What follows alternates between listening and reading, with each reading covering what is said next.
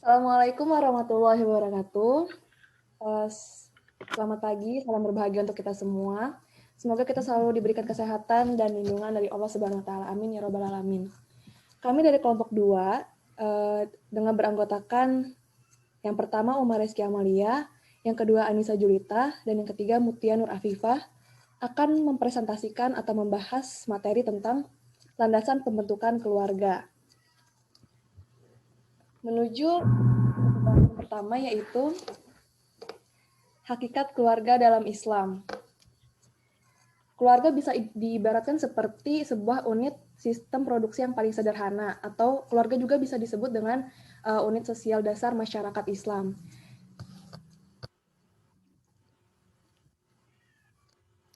Jika Islam dapat digambarkan sebagai jiwa masyarakat Islam, keluarga dapat dilihat secara kiasan sebagai raganya. Keluarga dalam Islam merupakan titik tumpu atau harapan untuk masa depan bangsa dan negara. Menjadi keluarga yang sakinah itu adalah impian yang sudah lazim bagi setiap umat muslim, bahkan yang non-muslim sekalipun. Dalam pandangan feminis, keluarga Islam itu disebutkan atau dipandang sebagai perbudakan yang dicanggihkan karena kaum feminis itu sangat menentang lembaga perkawinan yang dianggap hanya sebagai pelestarian perbudakan laki-laki atas perempuan. Serta Islam juga menolak pembentukan keluarga yang tidak didasari atas perkawinan yang sah.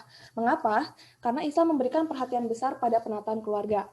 Terbukti bahwa seperempat bagian fikih yang dikenal dengan Rub al-Munakahah adalah mengenai penataan keluarga, mulai dari persiapan, pembentukan, sampai pada pengertian hak dan kewajiban setiap unsur dalam keluarga. Semuanya itu dimaksudkan supaya pembentukan keluarga mencapai tujuannya seperti yang disebutkan di dalam Al-Quran Al-Karim. Next.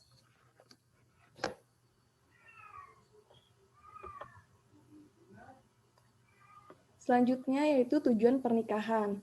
Perkawinan atau pernikahan itu merupakan kebutuhan fitrah setiap manusia yang akan memberikan hasil pastinya. Di antaranya yang pertama yaitu untuk menemukan kedamaian pikiran. Karena perkawinan merupakan perlindungan bagi seseorang yang merasa seolah-olah hidupnya tuh kayak udah hilang gitu. Terus tiba-tiba ia dipertemukan dengan pasangannya yang dapat berbagi uh, dikala suka maupun duka gitu. Yang kedua, mencegah perbuatan zina dan menjalankan sunnah Rasulullah. Oleh karena itu, wajib hukumnya bagi seseorang yang telah siap menikah, baik secara finansial maupun fisik, untuk melakukan pernikahan karena agar menghindari perbuatan zina yang dilarang oleh Allah Subhanahu wa taala. Yang ketiga, pernikahan memberikan pengaruh yang sangat besar dan penting terhadap perilaku seseorang. Di fase inilah dimulai seseorang itu akan mantap atau sempurna dalam mampu menutupi ketidakharmonisannya, misalkan contohnya saling meluruskan dan menasihati satu sama lain. Yang keempat, dapat menyelamatkan seorang dari lembah dosa, mungkin bahkan lebih dari itu gitu. Si pernikahan ini bisa lebih memungkinkan seseorang untuk lebih menghadap dan beribadah kepada Allah dengan memelihara agama yang diperintahnya. Dan yang terakhir, yaitu memenuhi kebutuhan biologis yang mendasar untuk berkembang biak. Karena Allah telah menciptakan lelaki dan perempuan agar dapat saling berhubungan satu sama lain, sehingga saling mencintai, terus menghasilkan keturunan, serta hidup dalam kedamaian atas perintah Allah Subhanahu wa taala dan petunjuk dari Rasul-Nya. Di dalam Al-Quran sendiri terdapat beberapa bukti bahwa perkawinan adalah sebuah nikmat yang dianugerahkan Allah kepada hambanya. Salah satunya Quran Surat An-Nisa ayat 1 yang berbunyi, A'udzubillahiminasyaitonirrajim, Bismillahirrahmanirrahim. Ya ayyuhan nasu taqu rabbakumul ladzi khalaqakum min nafsin wahidah wa khalaqa minha zawjaha wa batha minhuma rijalan katsiran wa nisaa. Wattaqullaha alladzi tasaaluna bihi wal arham. Innallaha kana 'alaikum raqiba. Yang artinya, wahai manusia, bertakwalah kepada Tuhanmu yang telah menciptakan kamu dari diri yang satu Adam, dan Allah menciptakan pasangannya Hawa dari dirinya. Dan dari keduanya Allah memperkembangbiakan laki-laki dan perempuan yang banyak. Bertakwalah kepada Allah yang dengan namanya kamu saling meminta, dan peliharalah hubungan kekeluargaan, sesungguhnya Allah menjaga dan mengasihimu. Selanjutnya, membahas tentang faktor-faktor pembentukan keluarga dalam Islam yang akan dibacakan oleh Umama Reski Amalia. Kepadanya dipersilahkan.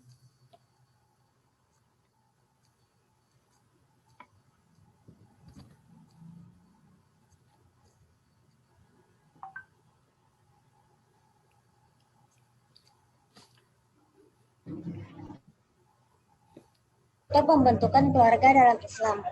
Ada beberapa faktor yang mendasari urgensinya pembentukan keluarga sejahtera dalam Islam sebagai berikut.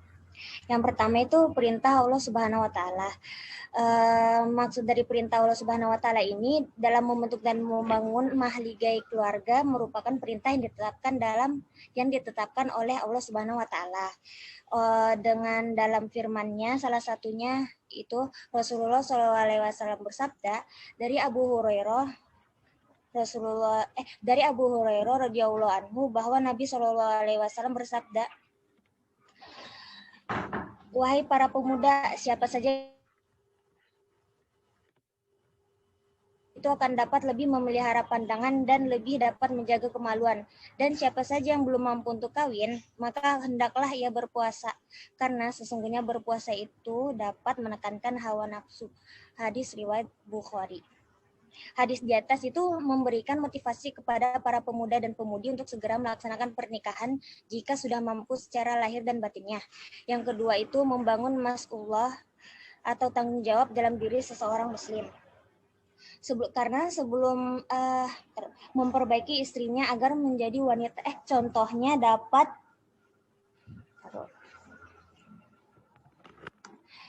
dapat mendidik dan memperbaiki istrinya agar menjadi wanita solehah. Sebelum seorang berkeluarga, seluruh aktivitas hidupnya itu hanya fokus kepada diri sendiri. Apabila sudah berkeluarga, akan tanggung jawabnya kepada seluruh satu keluarganya.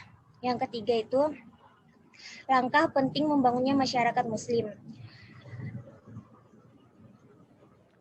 Dan yang keempat itu mewujudkan keseimbangan hidup. Untuk menciptakan keseimbangan dalam hidupnya, Islam memberikan terapi dengan melaksanakan salah satu sunnah Rasul, yaitu membangun keluarga yang sesuai dengan rambu-rambu ilahi. Selanjutnya dibacakan oleh Mutia Nur Afifah. Poin yang terakhir yaitu dasar-dasar pembinaan rumah tangga. Suami istri adalah fondasi dasar bagi sebuah rumah tangga. Karena itu, Islam menetapkan kriteria khusus baginya sehingga menimbulkan rasa cinta, kasih sayang, syiar kebaikan, dan saling keterkaitan. Poin yang pertama yaitu kriteria istri solehah. Dapat membantu membina sebuah generasi, mampu menyimpan harta suami dengan baik, patuh kepada suami, dan baik agamanya, asal-usul, dan kemuliaan. Kemuliaan artinya jika istri berasal dari keluarga yang terhormat, yang dikenal dengan baik, berakhlak mulia, dan juga berbudi luhur. Tujuan utama sebuah perkawinan yaitu mempunyai keturunan, maka selayaknya memilih istri yang dapat melahirkan, karena hal tersebut dapat diketahui dari kesehatan jasmani keadaan ibunya, saudara perempuannya yang sudah menikah. Poin selanjutnya yaitu kriteria suami yang solehah. Kriteria suami yang soleh. Suami yang soleh dapat melindungi hak dan kepentingan wanita, juga takwa. Memilih suami yang soleh sangat penting menuju keluarga yang sakinah, mawaddah, warahmah. Rumah tangga akan langgeng jika berada pada alur yang sudah ada dalam ketetapannya.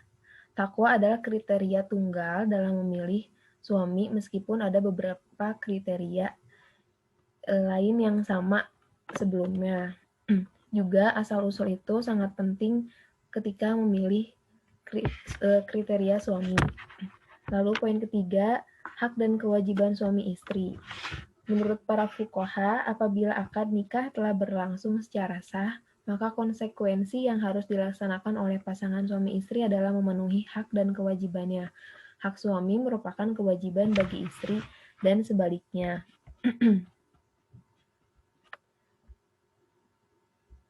Jika keluarga adalah dasar prinsip dalam membina sebuah masyarakat, maka Islam mendasarkan pembentukan atas unsur takwa kepada Allah serta keriduannya.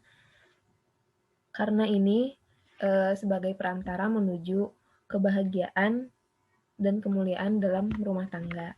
Selanjutnya poin terakhir yaitu rumah tangga bahagia. Rumah tangga bahagia di mana para anggota keluarganya merasa bahagia di dalam hidupnya. Karena kebahagiaan termasuk syarat untuk kelanggengan dan keteguhan rumah tangga untuk menjalankan hidupnya, untuk memahami kewajiban-kewajibannya dan melakukan perannya masing-masing. Lalu yang terakhir adalah kesimpulan. Pernikahan artinya menyatunya dua insan antara laki-laki dengan perempuan. Islam sangat memperhatikan hal penataan keluarga mulai dari persiapan, pembentukan, sampai pada hak dan kewajiban setiap unsur dalam keluarga. Agar pembentukan keluarga mencapai tujuannya sesuai dengan yang ada dalam Al-Quran, sehingga menimbulkan rasa cinta, kasih sayang, syiar kebaikan, dan saling keterkaitan. Pernikahan itu memenuhi kebutuhan biologis untuk berkembang biak, membentuk dan membangun keluarga merupakan perintah dalam kehidupan agar manusia berjalan selaras dengan fitrahnya. Dan kunci utama keharmonisan terletak pada suami dan istri. Suami istri adalah pondasi dasar sebuah rumah tangga.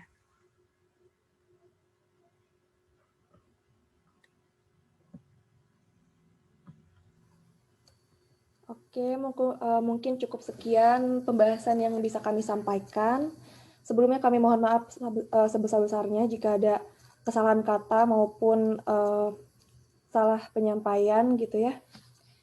Jika ada yang bersifat menyinggung juga kami mohon maaf. Semoga ilmunya bermanfaat. Terima kasih. Wassalamualaikum warahmatullahi wabarakatuh.